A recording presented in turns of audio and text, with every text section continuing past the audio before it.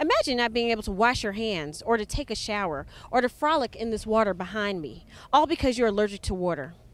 I'm Nancy Johnson of RushmoreDrive.com, and we are here today with Mr. Reggie Wilson, who has been diagnosed with aquatitis. So, what exactly is aquatitis?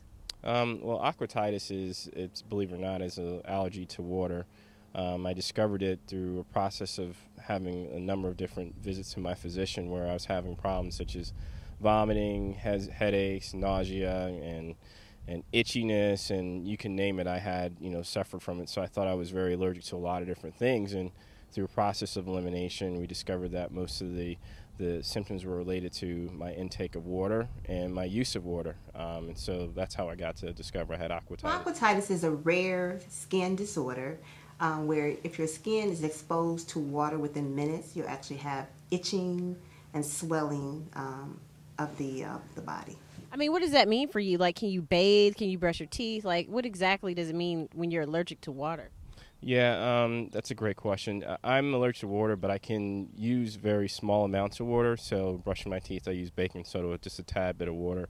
And the most painful thing is when I take a bath, I have to only use a gallon of water, believe it or not. So I do a lot of using a washcloth. And the only reason I'm talking about this is because I think there might be other people that may have similar symptoms, and hopefully they can learn from my experience. So, before he was diagnosed with aquatitis, did you notice any of the symptoms that he talked about?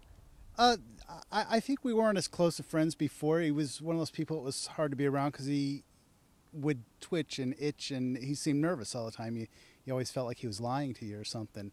It turns out later that he was allergic to water. How do people react to you when they find out that you're allergic to water?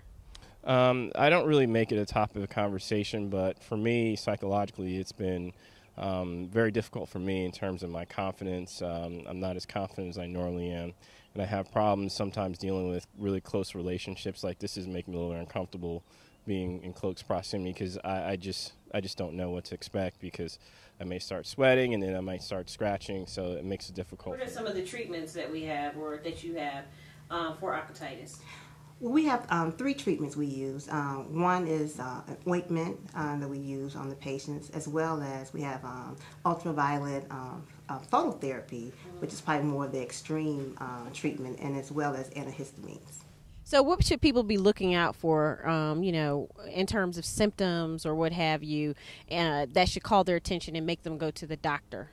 The problem is that with aquatitis, it's so common, like, to some of the symptoms, that it's not really easy to diagnose that you have it. So what I would encourage people to do is just have a frequent consultations with their physician and talk about certain things that they do, look at their diet, look at things that they do on a regular basis, look at some of the things that might make them allergic to, it could be hay fever, but sometimes it's a little bit more than that.